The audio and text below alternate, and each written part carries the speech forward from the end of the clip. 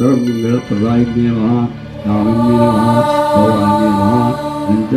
हिरण्यवर्णाम्बरिणीं सुवर्णरजतस्रजां चन्द्रां हिरण्मयीं लक्ष्मीं जातवेदो महावः तां महावः जातवेदो लक्ष्मीमनपगामिनीं यस्यां हिरण्यं विन्देयं गामश्वं पुरुषानहम् अश्वपूर्वामृतमद्यां हस्तिनादप्रबोधिनी श्रियं देवीमुपह्वये श्रीर्महादेवीर्जुषतां कांसोऽस्मितां हिरण्यप्राकारां माद्रां ज्वलन्तीं वृत्तां तर्पयन्तीं पद्मे स्थितां पद्मवर्णां तामिहोपह्वये श्रियं